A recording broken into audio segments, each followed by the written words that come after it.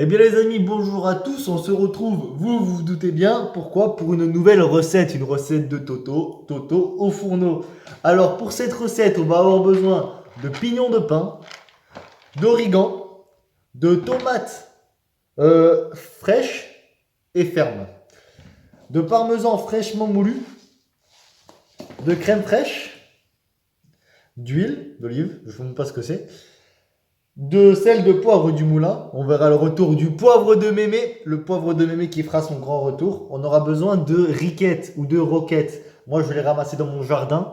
Alors, évidemment, il n'y a pas tout le monde qui a de la riquette dans son jardin. Donc, vous pouvez vous en procurer au magasin de la roquette ou de la riquette. Moi, c'est de la riquette, mais vous faites un peu comme vous voulez. Alors, on va commencer la recette tout de suite. Alors, la recette, à quoi ça va ressembler? Ça va être des verrines.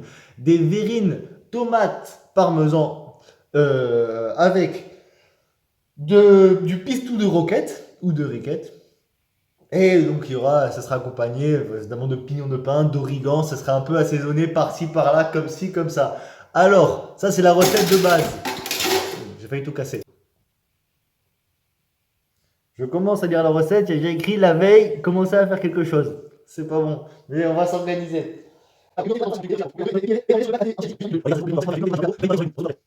Oh les gars, ça c'est trop compliqué pour nous. Alors vous savez ce qu'on va faire? Je vais ébouillanter les tomates, je vais enlever la peau. Veille ou pas veille, on s'en bat les couilles. On se retrouve après. Alors les gars, là on se retrouve sur ma plaque chauffante. Donc je vais mettre de l'eau dans la casserole. Bon, je vous montre pas cette étape, hein. Je pense que vous savez à quoi ça ressemble. Je mets sur la plaque chauffante. Hop, je vais mettre à 8. Bon après ça dépend, hein. Moi je vais mettre à 9. Les tomates, on les peler. En fait, on va faire chauffer la tomate et la peau va s'enlever. Alors, il faut faire quoi? Faire une légère croix, comme ça. Et en fait, ça va faire que la peau, là, comme ça, ici, elle va s'enlever plus facilement. Alors voilà, je les mets à bouillir. N'hésitez pas à mettre un peu de sel dans l'eau. Voilà. Ça salera les tomates déjà un peu. Ça évitera de mettre ça dans l'assaisonnement. Et le sel est moins nocif s'il est mis dans l'eau. C'est-à-dire qu'on mettra moins de sel au moment, comme je l'ai dit, d'assaisonner. Mais par contre, non mais maintenant, ce qui fait que pour vos reins, eh ben c'est mieux. Bientôt fini, plus qu'une. Alors sur le nombre de tomates, j'ai pas dit. Après ça dépend un peu du nombre que vous êtes, de la taille des tomates. Donc vous jugez un peu à la visu. Moi voilà, là j'en ai 6, mais c'est si petite. J'aurais pris 4 grosses s'il y en avait des grosses. Voilà. Ouais, c'est suffisant. Hop. Alors attends que ça boue. Alors pour que ça boue plus vite, le petit secret, je vous le cache pas, on met le chapeau, hein. Hop, voilà. Et en attendant, on va prendre la suite de la recette. Faites confire 2 à 3 heures et retournez les tomates à mi-cuisson. Laissez refroidir. Bon, les 2-3 heures, ça va être compliqué. À 100 degrés. Alors, là, bon, j'ai mis mon four, je ne vais pas montrer parce que chacun son four, je pense que c'est mettre un four à 100 degrés. Si on relit la recette tranquillement, on voit que faut retirer la peau des tomates. Donc avec la technique que je vous ai montré dans les bouillanteurs là. Il faut les couper en deux. Donc là, il faut prendre une plaque. Une plaque. Est-ce que j'ai une plaque chez moi? Évidemment que j'ai une plaque, sinon ce ne serait pas une bonne maison. Une plaque en inox, hein, vous voyez très bien. J'ai pas de partenaire encore, mais ça ne serait tardé. Donc pour l'instant, c'est une marque connue au bataillon. Mais le jour où j'ai une marque à vous présenter, les potes, je vous la présenterai, ne vous inquiétez pas. Hop, tac. Petite plaque, on attend. Donc qu'est-ce qu'ils disent de faire? Une fois qu'on a pelé les tomates, donc quand ce sera fait, je vous dirai, je les coupe en deux et je les mets sur la plaque. Donc une moitié, donc il y aura 12 moitiés, parce qu'il y a 6 tomates. Voilà, en mathématiques, on est trop fort. Je les arrose d'huile d'olive, donc d'huile d'olive, d'origan, de sel et de poivre. Alors, on arrive à l'étape cruciale. Cruciale, je vais bien suivi. Tac. Alors, je prends ma plaque. Je prends une moulinette pour mettre les pelures de tomates. Bon, après, je les mets au compost. Alors, ma moulinette, je prends ma tomate. Et vous voyez, d'avoir fait la croix, et ben, je sais pas si vous voyez là, mais ça s'enlève beaucoup plus facilement. Tac, voilà. Alors, une. J'allais mettre la main dans l'eau bouillante, c'est pas forcément une bonne idée. Tac. Hop. Une deuxième. Ah, c'est chaud, hein, c'est chaud. Oui, yes. La chaleur, l'été, on est chaud. putain, c'est chaud là, comme c'est mort.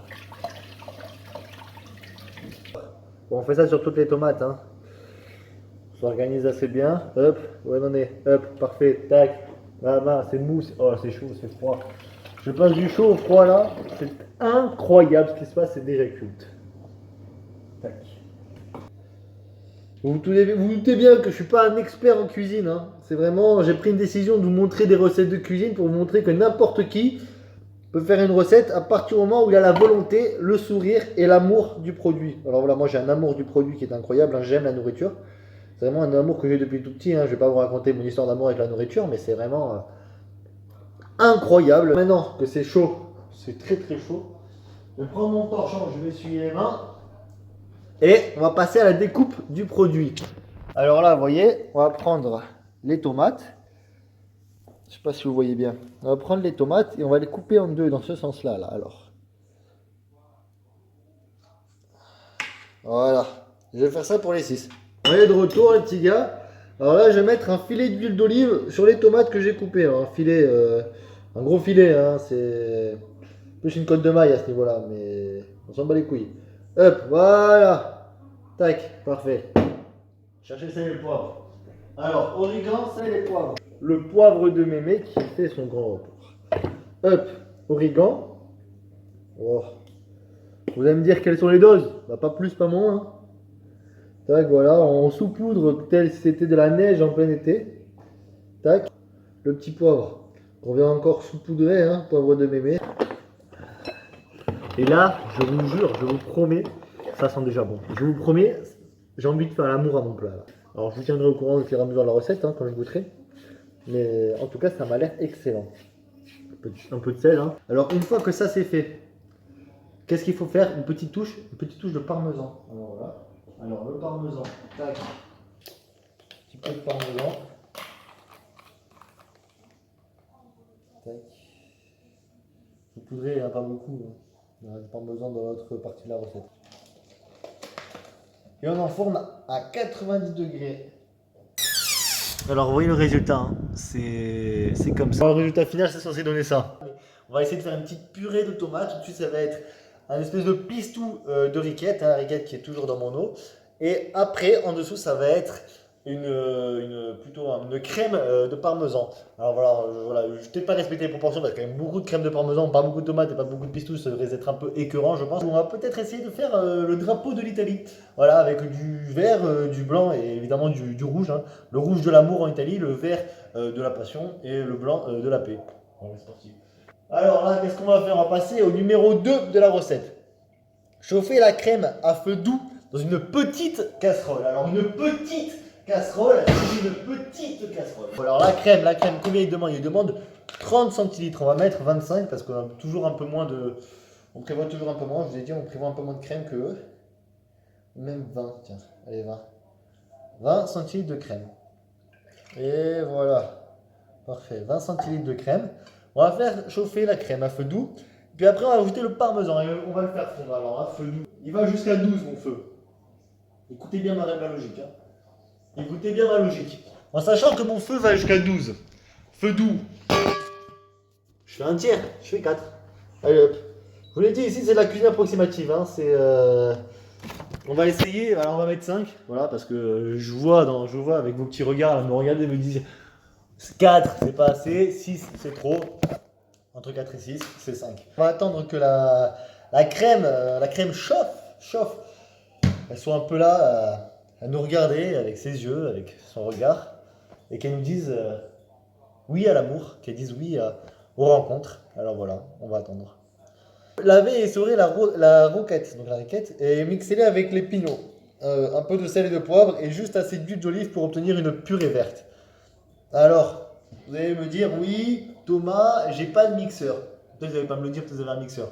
Oui, Thomas, j'ai pas envie de sortir le mixeur, de nettoyer le mixeur. Ça, c'est pas un souci. Pourquoi? Parce qu'on va utiliser un vieil objet dont je n'ai pas le nom, dont je n'ai pas non plus l'endroit dans ma maison, donc je reviens quand je l'ai trouvé. L'atelier druide, voilà. Alors qu'est-ce qu'on va venir faire ici? Je vais vous montrer. J'ai pris ma riquette qui est toujours essorée. Hein. Et ce que je vais faire, c'est que je vais la prendre et je vais la mettre dans mon truc de druide là, voilà, dans mon hachoir à druide. Je sais pas comment vous pourrez appeler ça chez vous. Voilà, j'égoutte grossièrement hein, pour pousser un peu d'eau pour que ça puisse faire un joli pistou. Et après, je vais venir écraser. Voilà, c'est tout simple. C'est long, c'est chiant, mais il faut le faire. Voilà, si vous avez un mixeur, que vous voulez salir votre mixeur, vous pouvez le faire, il n'y a pas de souci. Moi, en plus, je suis censé être en cours là, donc enfin, bientôt, j'en vais bientôt être en cours. Alors, moi, ce que je fais, voilà, j'ai pris une portion de riquette et je vais faire une portion de pignon. Alors, il faut 2 cuillères à soupe, donc je vais mettre une cuillère à soupe de pignon maintenant et une cuillère à soupe après. Alors, la marque de la cuillère à soupe importe vraiment très très peu, hein. C'est vraiment pas très utile de le savoir. On va mettre une cuillère à soupe et on va venir écraser. La crème, alors voilà, on vient mélanger cette crème, cette magnifique crème, ce plaisir qu'on a. Hop. Ouh là, ça sent le parmesan. Ouh, j'aime ce que je sens là. Ouh mon dieu. Ouh yes. Ouais, mais c'est encore un peu liquide, vous voyez. Voilà, donc là j'ai mis dans la mixture les pignons et trucs. Et voilà, on vient écraser encore. Hop, dans mon four, qu'est-ce que ça dit? Eh ben, on va aller voir ça de suite. Hein. Hop, dans mon four. C'est en train de Oula, attention, c'est en train de caraméliser, c'est incroyable ce qui se passe. C'est cultissime, voilà. Alors c'est long, c'est éreintant, mais bon, c'est aussi le plaisir qu'on a à faire la cuisine. Hein. On prend du plaisir à faire ce qu'on fait. On prend du plaisir à faire plaisir. Et c'est ça qui est beau. Alors voilà, là pour lier un peu le tout, n'hésitez pas à mettre un brin d'huile d'olive. Hein. Alors là, cette fois, on va vraiment essayer de mettre un brin d'huile d'olive et pas de mettre... Comme tout à l'heure, un gros truc, alors voilà, c'est parfait ce que je viens de faire là, c'est beau ce que je produis. Je suis ému de ce que je produis là, je pensais pas en être capable. On m'a toujours dit Thomas, t'es un incapable, tu feras jamais rien dans ta vie. Et là, je suis devant vous aujourd'hui et je me tiens droit comme un roc, plutôt un peu penché là. Je me tiens là maintenant droit comme un roc, droit comme un pic. Et je peux vous dire que voilà, je produis quelque chose de beau, quelque chose d'honnête, quelque chose de franc. Et c'est émouvant, hein, c'est émouvant. Voilà, là on va aller sur le parmesan. Alors j'ai déjà mis un peu de parmesan là. On va mettre le reste. Attendez, attention. Bam, ça fait bim bam boum. La chatte à McDo. Tac. Tac. Un petit fouet. Et on va rajouter petit à petit. Attendez, je sais pas comment j'ai fait ça. Voilà. Donc, petit à petit ou carrément je d'un coup, on est des fous. Hein. Hop, le parmesan. Alors, et on mélange. Il faut faire fondre. Alors, n'ayez pas peur que ce soit saturé en parmesan. Hein. C'est vraiment que ce soit une crème de parmesan. Donc, c'est vraiment trop liquide. Après, c'est pas bon. Donc, là, voilà, moi, je trouve que c'est un peu liquide quand même. Bon, le parmesan n'a pas encore fondu, mais je trouve que c'est quand même assez liquide. Donc, ce qu'on va faire, c'est qu'on va attendre que la crème s'évapore un peu, quoi. Que la magie opère. Donc, voilà, je mélange. Hop, je reviendrai mélanger encore un peu après. Hop. Petite étape. Oh là, ça va bien. Ça va bien. Oh là, ça va. Ouf, oui, ça bout là. Ah, c'est ça qu'on voulait, c'est que ça bout pour pouvoir, évidemment, perdre un peu de liquidité dans le produit. Hop. Ouais, vous savez ce qu'on va prendre comme verre à verrine?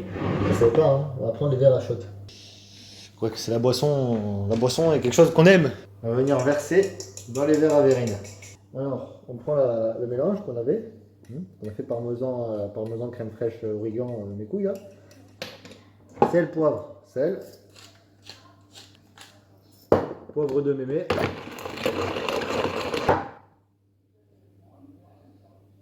Hop, pas plus que ça. Et hop, là on mélange. Et là c'est le bonheur. La joie en fait. La joie d'être ensemble, la joie du produit. C'est simple, là, on a juste mis de la crème, du parmesan, du sel et du poivre, mais putain, qu'est-ce que je suis content d'avoir fait ça.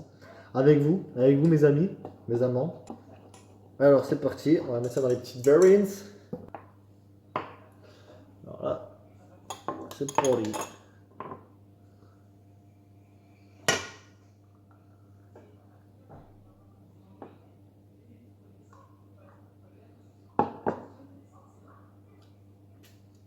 Ouais, c'est bon.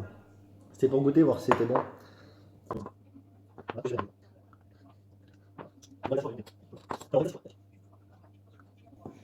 Ça me rappelle un peu moi, hein. C'est pas beau, mais bon, ça a l'air bon. On est de retour. Nos petites verrines, on va les mettre au réfrigérateur. Alors, on va attendre que ça refroidisse un peu. En attendant, on va s'adapter au problème de tout à l'heure. Quel problème on a rencontré tout à l'heure? On a rencontré le problème qu'il y avait trop. Voilà, on voit qu'il y a trop de petites fibres qui sont restées vis-à-vis de la requête. Alors qu'est-ce qu'on va faire? On va les hacher. Alors ça, c'est une arme de destruction massive, ça, hein. Il y a des peuples entiers qui ont été détruits à cause de ça, hein. Alors c'est parti. Je prends ma arme de destruction massive et là, je commence à hacher. Voilà, je commence à hacher grossièrement, hein. C'est juste pour détruire les fibres.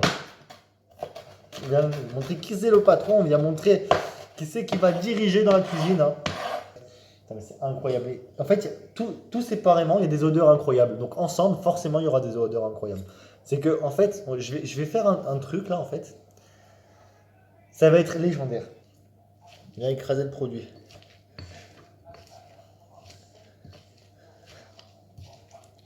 Alors, de tout ce qu'on a fait depuis le début, c'est la chose qui m'a pris le plus de temps, le plus d'énergie, mais qui a l'air le moins prêt. Alors, on va sortir les tomates du four. On va voir si elles sont confites, mais normalement ça devrait aller. Alors il faut savoir, n'ayez pas peur s'il y a du jus. C'est parce que les tomates, quand ça cuit, ça rend l'eau. Ça rend beaucoup d'eau. Alors n'ayez pas peur, il n'y a aucun problème. Ne prenez pas peur. Alors c'est parti. Qu'est-ce qu'il faut faire maintenant? On est parti les petits potes, on va prendre une planche en bois, pas en plastique, pourquoi? Parce que ça risque peut-être, je ne sais pas, de fondre avec le fer, hein, peut-être. Maintenant, ça va être le retour de l'arme de guerre. On va hacher les tomates. Et là, vous prierez de croire qu'il n'y a pas de pitié. Alors là, voilà, j'ai haché les tomates. Alors, à quoi ça ressemble? C'est ça, c'est à peu près ça, ça ressemble à ça. J'ai acheté les tomates, tac, ça c'est bon. Et maintenant, nous voilà de retour pour finir notre recette. Alors, je vous montre pas que j'ai fini la recette, en fait, j'avais filmé et ça n'a pas filmé. Mais c'est pas grave, je vais vous expliquer ce que j'ai fait en fait. Alors, ce qui s'est passé, c'est que j'ai mis les verrines qui étaient, vous savez, avec le fromage au fond, enfin la crème de fromage, je l'ai mise au congélateur pour avoir que ce soit plus frais, donc plus consistant, que ce soit un peu mieux, pour mettre ensuite la tomate et le pistou. Voilà. Et du coup, j'ai fait ça. J'ai mis au congélo, donc j'ai mis peut-être 10 minutes au congélo. Et dans mon pistou, j'ai rajouté de l'huile. J'ai rajouté du sel, du poivre, un peu d'origan. Et beaucoup de bonheur, beaucoup de joie aussi. Beaucoup de joie. J'ai ensuite mis de la tomate, le pistou. Voilà, alors ça donne ça à peu près à la fin. Bon, c'est pas très beau là, mais franchement, moi je suis pas déçu du résultat pour une première. J'ai mis tomate, pistou. Tomates, j'ai attendu qu'elles rendent un peu le jus avant de les mettre pour que j'enlève le maximum de jus et qu'elles rendent pas le jus dans mes verrines. La finition était facile, mais la recette en elle-même était un peu plus compliquée. Il fallait faire confire les tomates, il fallait faire à plusieurs endroits en même temps, donc c'était un peu plus compliqué pour moi cette fois-ci. Mais franchement, je trouve que je me suis plutôt pas mal débrouillé. Là, j'ai fait un petit format différent, ça veut dire que j'ai fait plusieurs films que j'ai ensuite retravaillé pour que ce soit moins ennuyeux pour vous.